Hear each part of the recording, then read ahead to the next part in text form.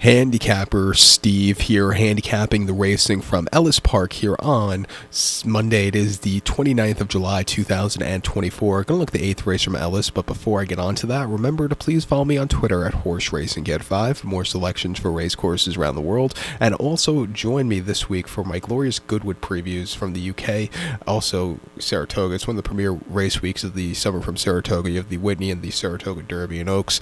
It's just going to be a good week of racing, so in general, join me here on YouTube. And also very good racing at Ellis this weekend also to at the end of the week, so maybe we'll look at that also. But this 8th race for Monday is a very good one locally, so let's get to it right now.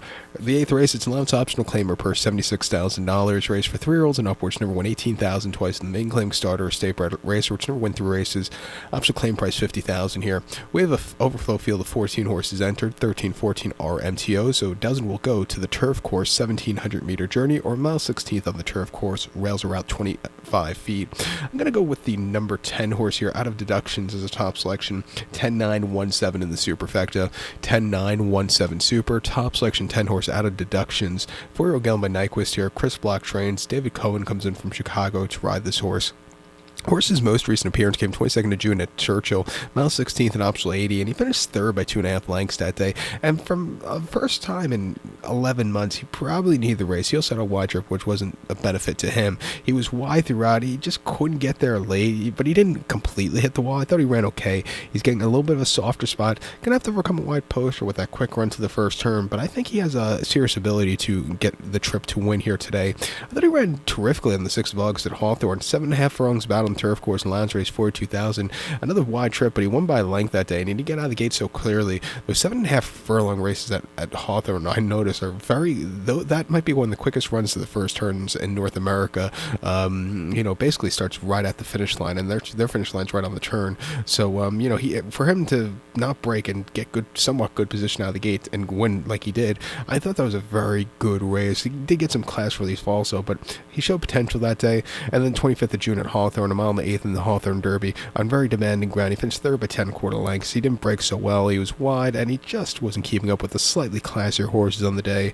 And then last May at Hawthorne, a mile on the main specialway, winning by 11, basically for a tracking trip. He won for fun.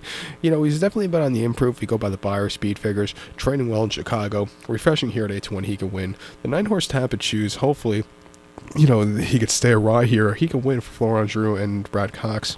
Last time out, Saratoga, mile and a quarter and option 62 claimer.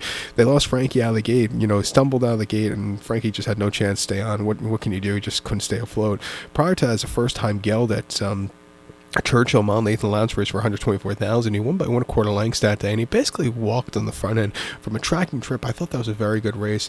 And then last summer at Saratoga, mile and 8th in the Lounge race, he didn't finish the race that day, and again, he basically didn't get out of the gate, walked out of it, stumbled out of it, and he just walked home, never into it that day. And then the Belmont last year, he beat nobody home. He just wasn't getting into it. His races, on the Derby Trail last year, had a decent place behind Red Route 1 in the Bathhouse Row, and then had a very good third place finish behind Dennington in a Lounge race at Fairgrounds last winter. I think coming back to turf should suit him well. Training well at the Spa, 5-1. Hopefully he doesn't stumble out of the gate, because if he doesn't stumble, he can win, but that is a thing with him. But to recap my selection for the 8th from Ellis here on this Monday afternoon, I'm going to take the 10-horse out of deductions, give kudos to the 9-horse Tapit Shoes, 10-9-1-7 super, 10-9 in the multi-race. So good luck to all. Please follow me on Twitter at HorseRacingKid5. Good luck, everyone.